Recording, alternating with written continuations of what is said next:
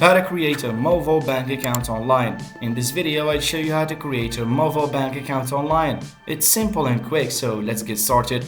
Open your web browser and go to the official Movo website at movo.com. On the homepage, click on the Get Started button to begin the account creation process. Provide your full name, email address, and phone number. You'll also need to enter your home address and date of birth to complete the registration. Now choose a secure username and password for your Movo account.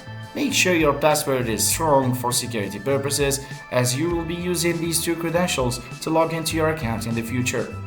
Movo will ask for verification to confirm your identity, and this may involve submitting a government-issued ID and taking a selfie for facial recognition.